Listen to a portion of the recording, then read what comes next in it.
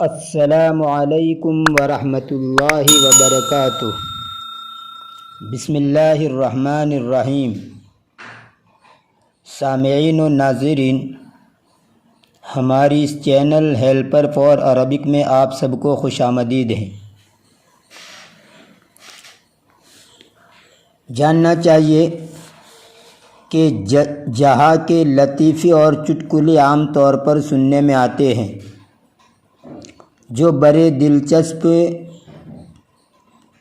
اور انٹرسٹنگ ہوتے ہیں، جس سے طبیعت خوش ہو جائے، اور بعض تو ایسے ہوتے ہیں کہ آدمی ہنس ہنس کے لوٹ پوٹ ہو جائے اور ہنسی کو کنٹرول نہ کر پائے۔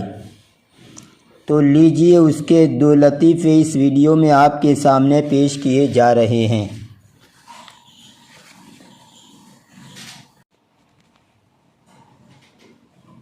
مر رجل بجہا وہو یحفر الارض فی فضاء واسع۔ ایک آدمی جہا کے پاس سے گزرا جو وسیع کھلے ہوئے میدان میں زمین کھود رہا تھا۔ فسألہ عن سبب ذلک۔ کسی آدمی نے اس سے اس کا سبب پوچھا۔ فقال لقد دفنت في هذا الفضاء نقودا لا اعرف مكانها۔ تو اس نے کہا کہ میں نے اس جگہ چند پیسے دفن کیے تھے، اس کی جگہ مجھے معلوم نہیں ہے۔ وَأَنَا الْآنَ أَبْحَثُ عَنْهَا، اور ابھی میں اس کو تلاش کرتا ہوں۔ فقال له الرجل، آدمی نے اس کو کہا، کان یجب ان تضع علیہا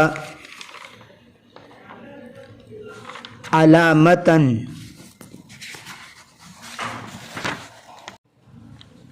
کہ تجھے اس پر کوئی نشان رکھ دینا چاہیے تھا۔ قال قد فعلت، اس نے کہا کہ میں نے رکھا تھا۔ قال وما ہی، اس آدمی نے کہا کہ وہ کیا ہیں؟ قال سحابۃ کانت فی السماء، جہاں نے کہا کہ بادل جو آسمان میں ہیں۔ لطیفہ نمبر 2۔ اتی صدیق الی جہا یطلب منہ حمارہ لیرکبہ فی سفرۃ قصیرہ۔ ایک دوست جہا کے پاس اس کا گدھا مانگنے کے لیے گیا تاکہ اس پر سوار ہو کر اپنا مختصر سفر طے کرے۔ فقال جہا اننی آسف جدا لعدم اجابت طلبک۔ جہاں نے کہا کہ میں آپ کی درخواست قبول نہیں کر سکتا، اس پر مجھے بڑا افسوس ہے۔ لأن الحمار لیس ہنا اليوم، اس لیے کہ گدھا آج یہاں نہیں ہے۔